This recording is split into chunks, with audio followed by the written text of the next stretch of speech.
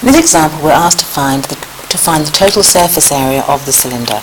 So the total surface area is the sum of all the areas of the cylinder if it was made into a flat net. So if we think of a cylinder, the top of the cylinder and the bottom of the cylinder are circles. So let's just take this example here. This is not a very good example of a cylinder. This is a candle, but the top of it and the bottom of it are the same. They are circular. So we've got two circles there. So if we draw out the nets, we're going to have two circles. So we'll find those two areas. And then the interesting thing about a cylinder is that if we look at the surface area, we're looking at that curved surface area. And the curved surface area is the area around the shape. So if we put it exactly around the shape, for example, then what we could do is we could open it out and we could see that it's actually just a rectangle. So if we've got a surface, a curved surface, like this, and then we open it out, and it's actually just a rectangle. So we just need to work out how long that rectangle is. The rectangle is the same, the height of the rectangle is the same as the height of the cylinder, and the length of the rectangle is the same as the distance around that circle, so it's the same as the circumference of the circle. So we also need to add that area here.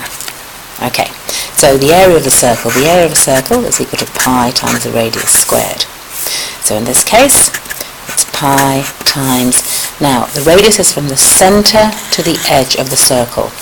The distance all the way across would be 0.4, so that distance across there would be 0.4 metres, so the radius will be half of that, so that's 0.2 squared. So if we work that out on the calculator, we can press the pi button, times 0.2 squared, and that's going to give us 125, and that's a 6, and we call it 126, and these are in metres, and this is area, so it'll be square metres, and we've got that one again, 0.126 square metres. Now over here we've got the area of a rectangle. The area of a rectangle is just length times width. The length of the rectangle is going to be the same as the circumference of a circle, and circumference is equal to pi times diameter. So therefore we're going to have pi times the diameter of the circle. We have the diameter of the circle, the distance across it, which is 0.4. So that's going to be telling us the same as the length of the rectangle. So pi times 0.4. So the length of this rectangle is 1.2. Let's keep it to 3 decimal places just for now. 256. That's a 6, so it becomes 1.257 metres. And the height of the rectangle will just be the same as the height of the cylinder. So that's 1.2 metres. So to work out the area, we do the length, 1.257, multiplied by the width. 1.257 times 1.2, and that's going to give us 1.508. Let's just check that's only a 4, so therefore it stays as 1.508, and its area, so it's square metres. So that's going to be added on.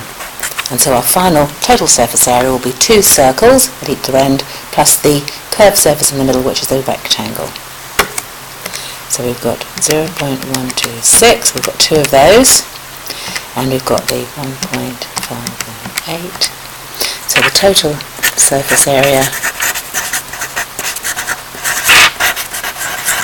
is going to be 1.76 square metres.